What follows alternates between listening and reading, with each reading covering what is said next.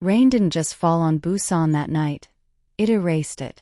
Streetlights blurred into long streaks of gold and white, dissolving into the wet asphalt like the city itself was slowly washing away.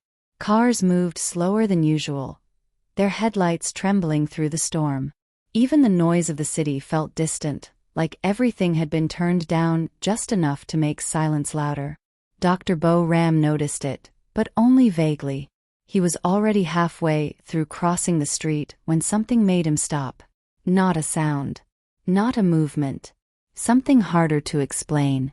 Across the road, beneath a flickering bus stoplight, someone was sitting alone. At first glance, it looked ordinary. People waited for buses in the rain all the time.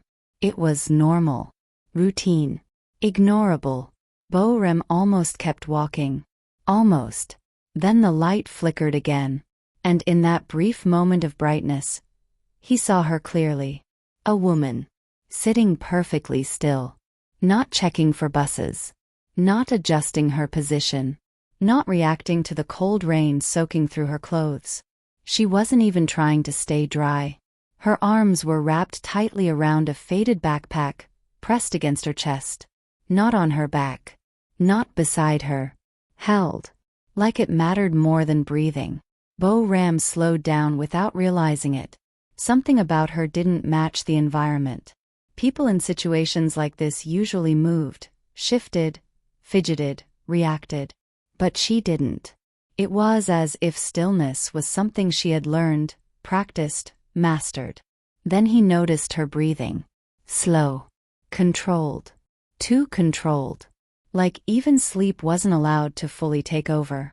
He should have continued walking. He told himself that. But his eyes stayed on her longer than necessary. Rainwater slid down her hair, dripping steadily onto her shoulders. Her clothes were soaked through, clinging lightly to her frame. Yet she didn't shiver. Not once. That was the second thing that felt wrong. Bo Ram exhaled quietly, already annoyed at himself for noticing too much. Seriously, he muttered under his breath. He turned slightly, ready to leave. Then stopped again. Something had changed. Her head tilted. Very slightly. A shift so small it would have gone unnoticed if he hadn't been watching her for too long already. Then, her eyes opened. Immediately. No delay. No confusion. No slow waking. Just awareness. Sharp. Alert. Defensive. For half a second, their eyes met across the distance of rain and streetlight. And Bo Ram felt it instantly. She wasn't startled by him. She was assessing him. Not like a stranger. Like a threat she had not yet decided how to respond to. Her grip tightened around the backpack. Her shoulders lifted ever so slightly, not in fear, but preparation. Ready to move. Ready to disappear. Bo Ram didn't speak yet. He simply stood there, caught in a moment that didn't make sense. Because most people who were this tired looked lost. But she didn't. She looked trained. And for reasons he couldn't explain, that thought stayed with him longer than it should have. The rain continued falling between them, soft and unending, as if the city was pretending not to listen. And somewhere in that silence, Bo Ram realized something uncomfortable. This wasn't someone waiting for a bus. This was someone waiting to survive the next moment. If this story pulls you in, don't forget to subscribe to Crimson Petal for more emotional Afro-Korean stories where silence hides pain, and strangers change everything without meaning to. Bo Ram should have walked away. That was the logical thing to do. She wasn't injured. She wasn't asking for help. She wasn't even speaking to him. Just a stranger at a bus stop in the rain. Yet he found himself standing there longer than necessary, watching the way she kept her backpack pressed against her chest like it was part of her body. He finally crossed the street. Not quickly. Not confidently. Just decided. The moment his footsteps hit the wet pavement near the bus stop, Rita's eyes shifted instantly toward him again. Same reaction. Same sharp alertness. Like her body recognized movement before her mind accepted it. Bo Ram stopped a few steps away. "You can't stay here," he said. His voice was calm, professional, the kind he used with patients who refused treatment. Silence. Rain filled the space between them. Then she spoke, quietly. Okay. Bo Ram blinked. That was it? No question. No resistance. No explanation. Just acceptance. As if she had been expecting that answer her entire life. She stood up immediately, too quickly, almost losing balance. Her hand tightened around the backpack strap as she steadied herself. I wasn't trying to cause trouble, she added. Bo Ram frowned slightly. You weren't causing trouble. She paused, like she didn't know what else she was supposed to say. He studied her for a second longer than he intended to. Her clothes were soaked through, her lips slightly pale. But her posture didn't collapse. She held herself upright through effort, not comfort. Where are you going to sleep? He asked. Another pause. I'll find somewhere. That answer didn't sound like confidence. It sounded rehearsed. Bo Ram looked toward his clinic across the street. The lights were still on inside. Empty rooms waiting for morning.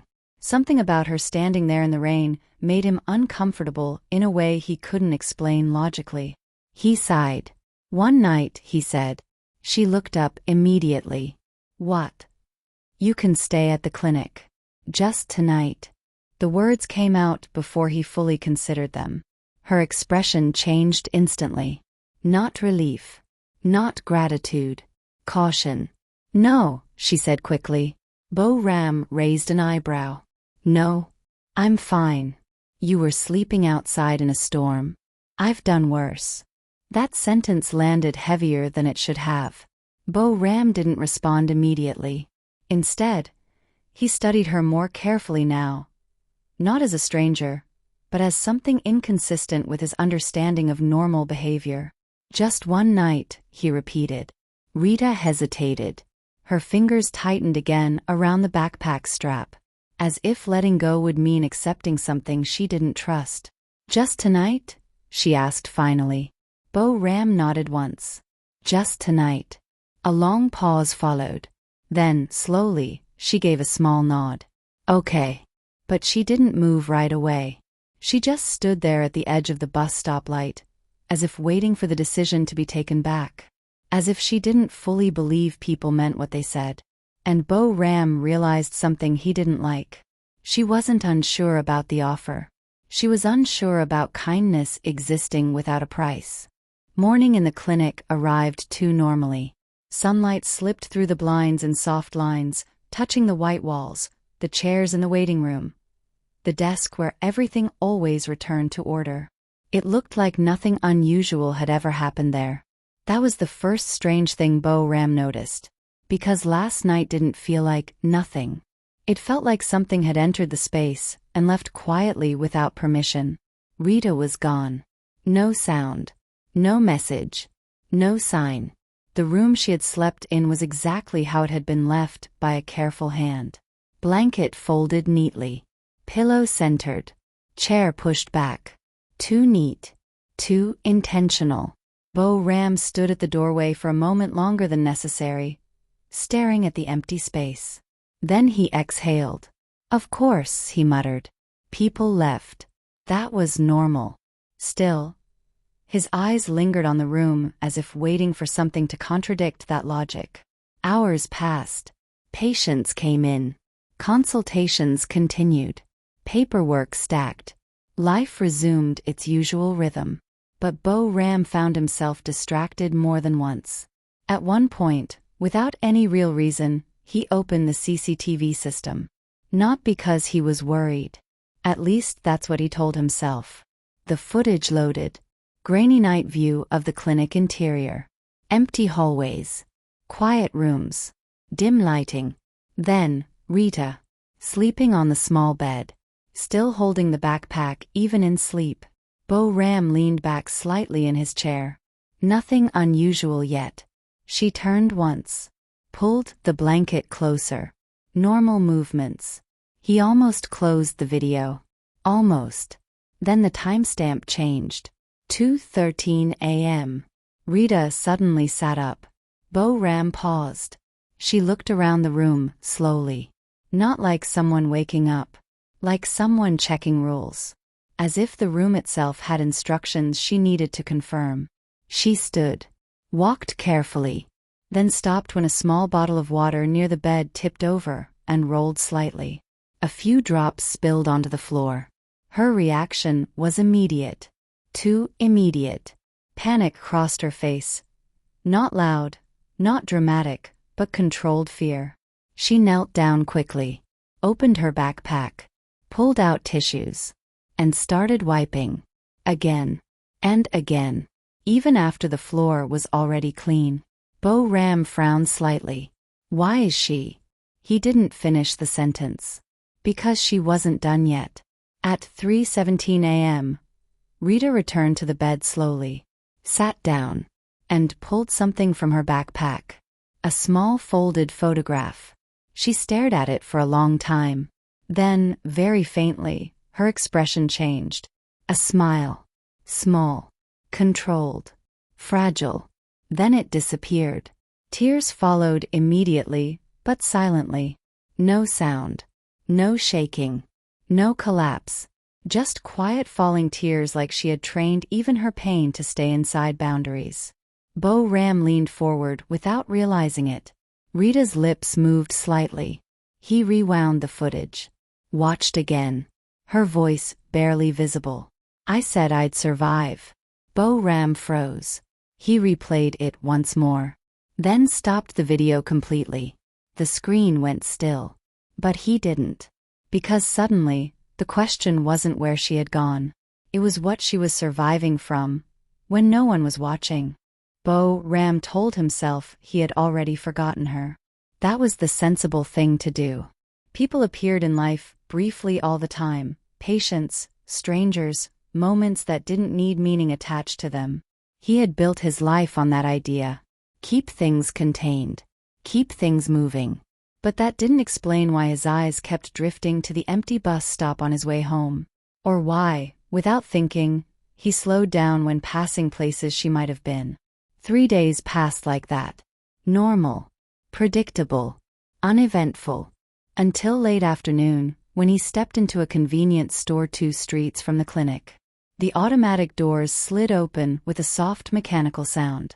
Warm light. Refrigerators humming. Shelves neatly arranged. Ordinary space. Bo Ram walked toward the drinks aisle without thinking much. Then he saw her. Rita. She was standing near the food section, slightly turned away from him. Same backpack. Straps worn thinner now, as if it had been carried for too long without rest. Her posture was the same too. Careful, controlled. Alert even in a place that didn't require alertness. Bo Ram stopped immediately. She hadn't noticed him yet. Her attention was fixed on the items in front of her. Instant noodles. Bread. A small bottle of water. And a rice ball. She picked them up one by one. Then paused. Her hand reached into her pocket. Coins. She counted them. Slowly. Carefully. Then counted again. Her eyebrows tightened slightly. She returned the bread. Recounted. Then the water. Returned it too. Each movement was precise. Measured. As if any mistake would create consequences bigger than the moment itself. Only the rice ball remained. Bo Ram watched without moving. The cashier stood nearby, already impatient, glancing between Rita and the growing silence. Rita noticed the shift in energy immediately. Her shoulders lowered slightly. Sorry, she said quietly. That word again. Sorry. Not said after doing something wrong. Said before anything had happened at all. She reached for the rice ball, preparing to return it as well. Before she could, Bo Ram stepped forward. He placed money on the counter. Add the rest, he said. Rita froze. Her body didn't react immediately. No, thank you. No relief. No surprise. Just stillness. Then she slowly turned her head. When she saw him, something subtle crossed her face. Not gratitude. Not ease. Embarrassment. Sharp. Immediate. Defensive. No, no, you don't have to do that, she said quickly. Bo Ram looked at her. You were buying food. I can manage. His gaze didn't soften. But you weren't managing. Silence fell between them, heavy in a way the convenience store lights couldn't fix. The cashier quickly completed the transaction, placing the bag on the counter. Neither of them moved for a second. Rita stared at the bag like it had suddenly become heavier than expected. Then quietly, almost reluctantly, she spoke. I'll pay you back. Bo Ram expected, thank you. But instead, he got obligation. And somehow, that told him more about her than anything else so far. Rita didn't stop coming. But she also didn't start coming regularly. That was the strange part. There was no pattern to her presence. No clear schedule. No expectation that she would return the next day, or even the next week. Yet, somehow, she kept appearing at the clinic like she belonged there in a way she herself didn't fully accept. The first time she came back, she didn't stay long. She walked in quietly, stood near the reception desk, and placed a few folded bills on the counter. Bo Ram looked up from his paperwork. You didn't have to come all the way here for this, he said. Rita shook her head slightly.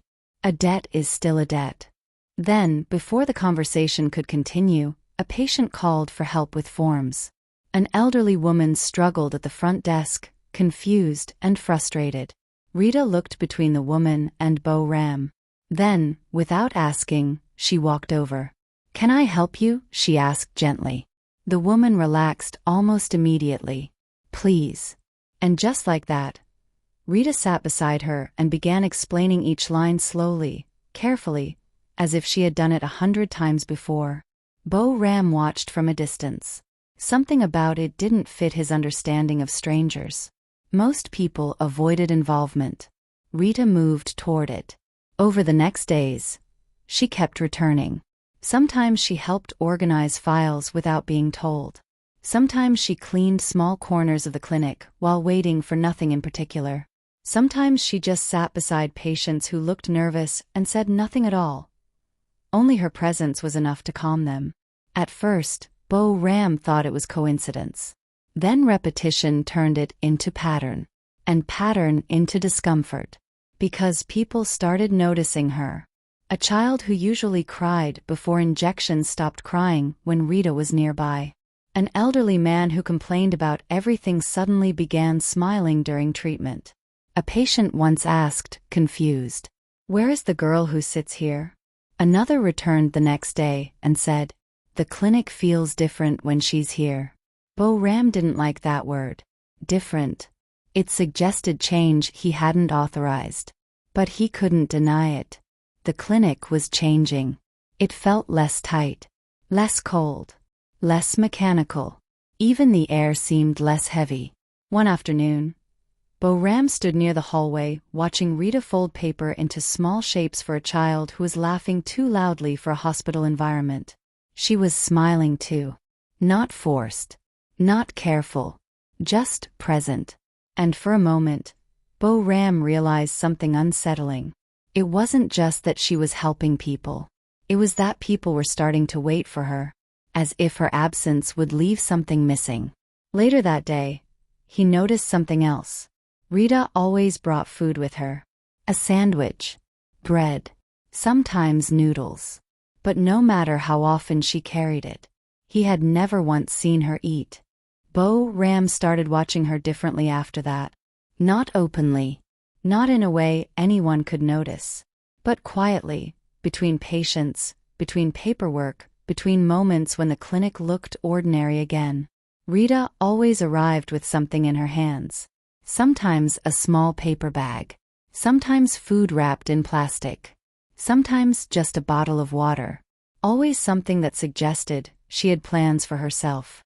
But those plans never seemed to complete. At first, Bo Ram thought she was simply giving food away. To others. To strangers. To people who needed it more. That would have made sense. It would have been easy. But that wasn't what he was seeing anymore. Because every time lunch hours came, Rita began to drift away from the main room. Not dramatically. Not noticeably at first. Just a subtle withdrawal from shared spaces. She would stand up suddenly. "I need to check something," she would say. Or, "I'll be back." And she never returned during those moments. One afternoon, Bo Ram noticed a paper bag on the corner of the staff table. Half opened. Inside was a sandwich. Carefully prepared. Untouched. He stared at it for a long time. Then looked around. Rita was not in the room. No patient had taken it. No one had touched it. It had simply been left behind, waiting for something that never happened. Bo Ram frowned slightly. That was the first time the thought became uncomfortable. She wasn't just forgetting to eat. She wasn't just busy. She was stopping herself, as if there was a point just before eating, where something inside her forced a pause.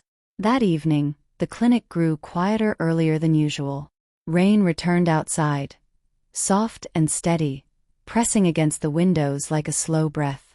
Bo Ram stayed late, finishing notes. Around 7:40 p.m., he heard movement near the storage corridor. He didn't think much of it at first, until he heard her voice. "Rita." Very low, almost swallowed by the walls. He stood slowly and walked down the hallway. The storage room door was slightly open.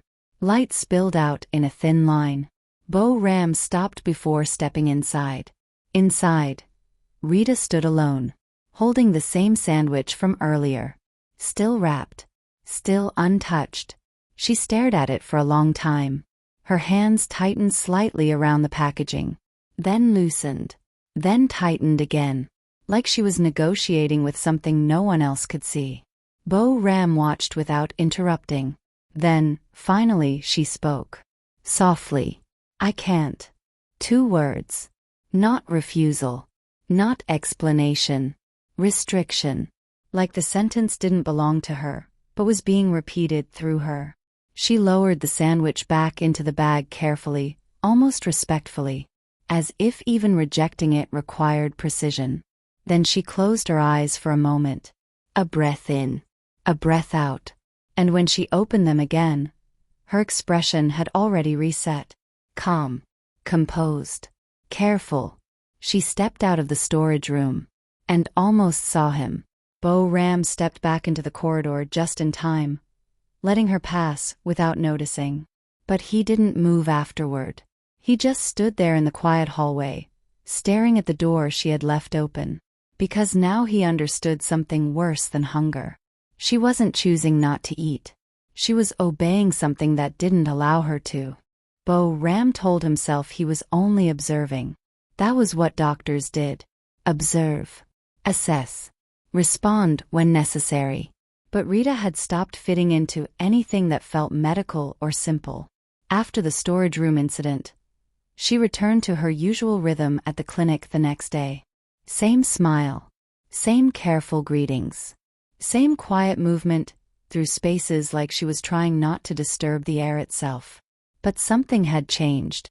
Bo Ram noticed it in fragments. The slight delay before she stood up from a chair. The extra pause after speaking to patients. The way her hand sometimes pressed briefly against the edge of a desk before she let go, as if confirming her balance. None of it was obvious alone. Together, it formed something unsettling. A body running on less than it was built for.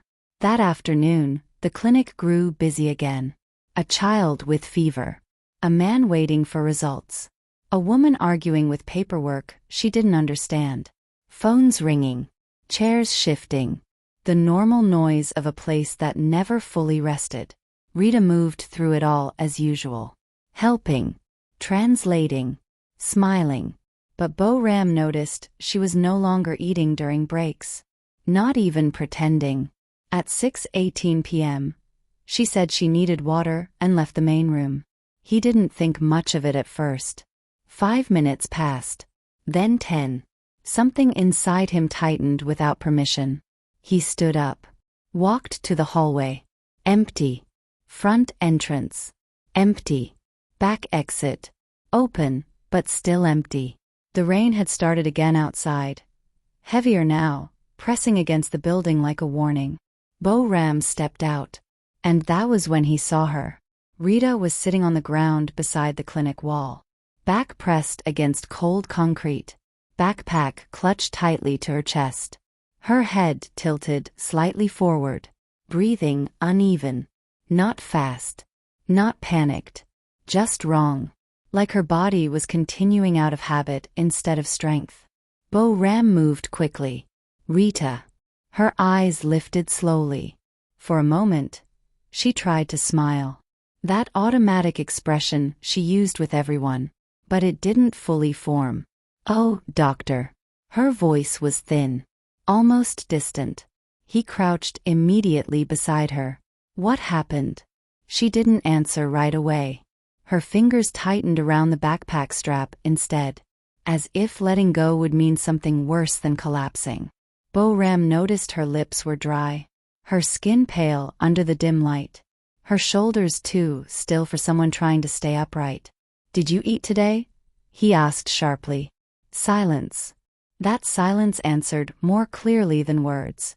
"I'm fine," she whispered anyway. But her body betrayed her a second later.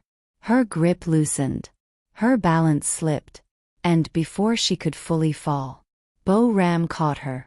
Her weight was lighter than it should have been. Too light.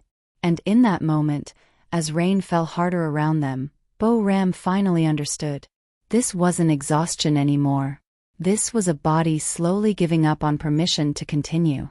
Rita woke up to silence. Not the kind that felt empty, but the kind that felt distant, like sound had been pushed behind a wall. White light filled the small recovery room in the clinic. Soft. Controlled. Clean. The kind of environment meant to bring people back to themselves. And 4-line ran gently into her hand. For a moment, she just stared at it, as if trying to remember how she ended up here. Then she turned her head slightly.